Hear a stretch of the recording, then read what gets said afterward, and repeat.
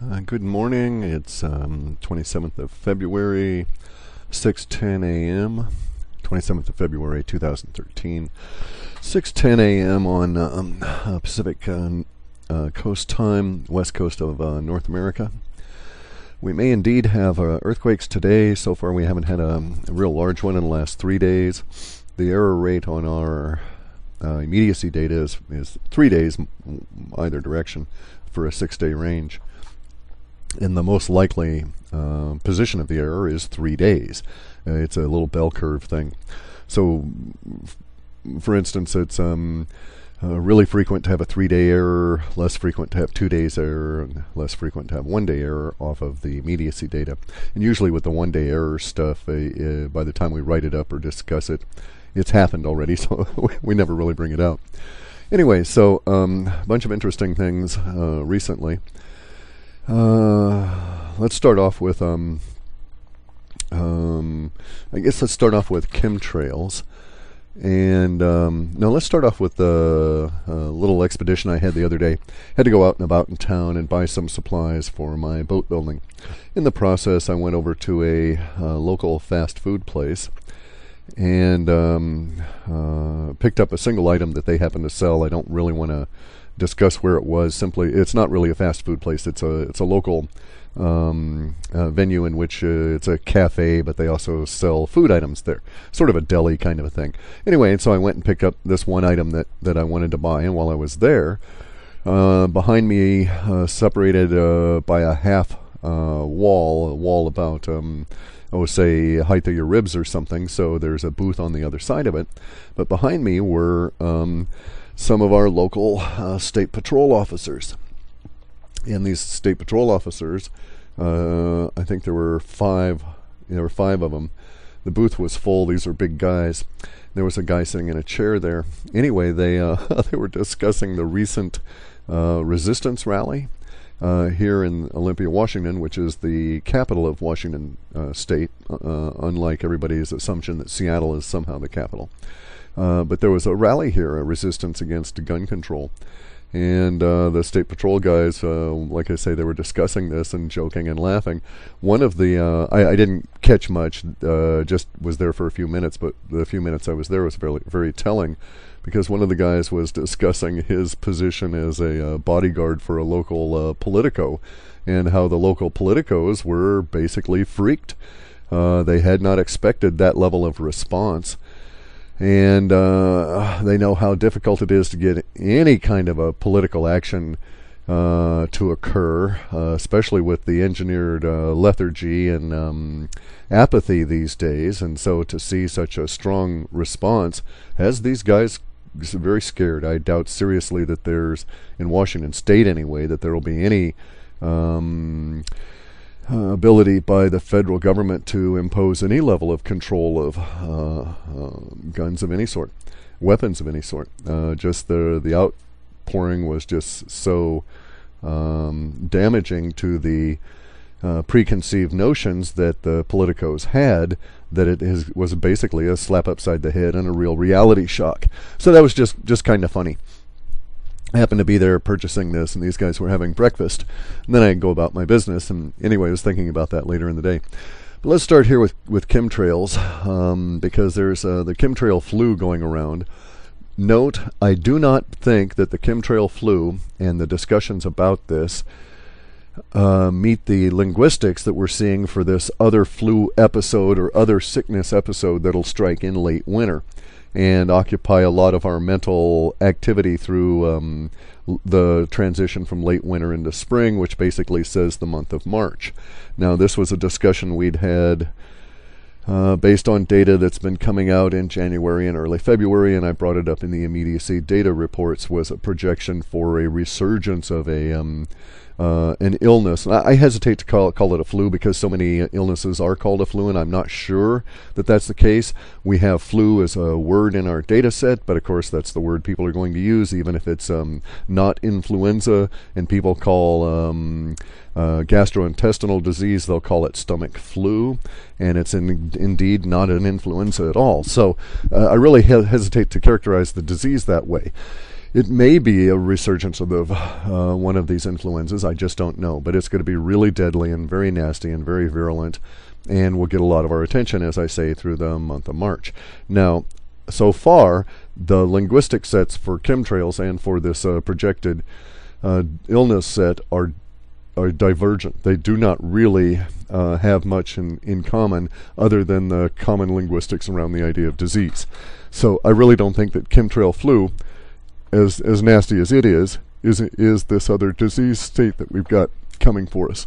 Now, along the chemtrail flu line, this morning I read this article which purports to be from an inside scientist saying that chemtrails are being used in conjunction with the flu vaccines to eliminate all of the population of North America, and then they're going to truck in 200,000 people to take care of the North American continent as a big park for the elite to come and play in. Now, okay, I don't doubt about the goal. I don't doubt, this is the funny part, I don't doubt that the elite truly want to get rid of all the people in North America. We're a royal for them, pain in the ass, okay? So we're just atypical. We're a linchpin that prevents the whole crumbling of the mountain their direction. They don't want us to exist. For many different reasons, the mindset, etc., and we occupy a really neat piece of real estate that they want to do some things with. So the goal I truly understand, Agenda 21, the rewilding of America, the biospheres, the national parks being taken over by the UN, sealing off vast areas of the country from people. It's happened here in our state. Washington State is owned in a large sense by the federal government. There's vast tracts of land that the government claims that the federal government, the crime syndicate that operates out of the other Washington back on the East Coast, that's protected by all of the people that live around it, those people claim to own huge amounts of this state that I live in, this republic. And there's at some point there's going to be a huge amount of contention over who actually owns what. But at this point it doesn't exist because everybody here in the political sense kowtows to the federal government. And so they say, yes, the federal government owns this. And they've basically taken what used to be generally accepted public access areas and eliminated them from public access. And they did it in some really sneaky ways because I've run across these things locally. And that is that they will actually go and to the trouble of altering roads and paths and disguising old roads and paths with planting to plantings of quasi-local brush. That's where they give themselves away, as they buy a lot of landscape plants that don't survive in the wild, thinking that they'll be able to buy hothouse salal and put it out in the wild to redo a road, and it just doesn't work. The salal dies off too rapidly, and the whole road becomes basically a giant marker of other plants that are opportunistically replacing it and coming in for the light. And so it really stands out. And you can say, yeah, that's where the old road was, and look, they had all this planting here last year and it's died off, and this is the result. But basically they've done that. There's an area here of about 7,000 miles of roads in a small wilderness area in my county. And the local guys here, we all used to go there. I used to go mushroom hunting there. It was a great place for hunting wild turkey, so you'd never want to go hunting mushrooms during wild turkey hunting season. Although really you're sort of safe. They're usually looking up to shoot them in trees because that's where they like to hang out. And the mushroom guys are looking on the ground. But also concurrently, there were also usually a lot of yellow jackets and hornets and stuff during that time, and I didn't like going out. But that whole area now is gone because there were 3 roads that provided access. There were gravel roads. They were old logging roads. You had to have a decent 4-wheel drive to get up into the higher elevations, but you could have, a regular car or truck would have done quite well in the lower, and you can't get there now. The roads simply have been paved around, and their property has been shifted. The county has done some grants with the feds, and now there's houses being developed in areas that used to allow access to these 7,000 miles of intertwining trails and roads. And it's like this all over the state. A friend of mine who lives near the Forks side of the Olympic Mountain says the same thing is occurring over there in an area that used to be public access in the Hoh River Valley, which is a marvelous temperate rainforest. If you're ever up in this area and you want to see something really spectacular, you need to go see the Hoh River Valley in the appropriate season. Wouldn't do to see it in winter, but in the spring or in summer, it's incredible, especially if you can get somebody to take you way up in the valley that knows the area and the river. Because temperate rainforests are really spectacular. They're unlike our tropical rainforests in many regards, and you'll see, and unlike the warmer areas, but still you'll see things like cold level or cold hardy lichens and mosses that may have 100-foot trails or 100-foot vines, so to speak. And since the mosses and lichens are not ropey like a vine, it's really a weird effect. I mean, it's very difficult to describe. Quite spooky, and probably lends credence to the idea that, that's why Sasquatch likes hanging out there, and that's probably why all the vampires chose Forks. That and the fact that there's never any sunlight. Anyway, so the chemtrail article. I think there's a chemtrail article. It purports to be written by a scientist. It purports to offer a view in which the chemtrails are being used in conjunction with the influenza vaccines to eliminate the populace of the United States, as part of the rewilding Agenda 21, going to turn the United States into a big park for the elite. Again, I don't doubt the goal, but I doubt the statements that are made in that article for a number of different reasons. It does not pass the smell test. If this guy could be a legitimate person, could be a scientist, and that could be their conclusion. But again, I don't buy that either. The language does not suggest that. The language actually suggests this was a mill work, cranked out in a disinformation mill. Just the way that the intro is put together and how the whole thing is structured. You'll usually see some of these telltale marks on these disinfo pieces is that they set you up. They try and set you up immediately, rather than come out as a crazy guy just ranting and railing, oh my God, I've discovered the secret, here it is. They're trying to kill us with these things, and make all these declarative statements, the way you might if you actually had discovered information like this and you want to get it out. Rather, you'll find that the millwork, the disinfo pieces, set you up by saying they describe who they are and why they have to remain anonymous, and all these conditions that basically are extraneous to the central point that they're trying to get across.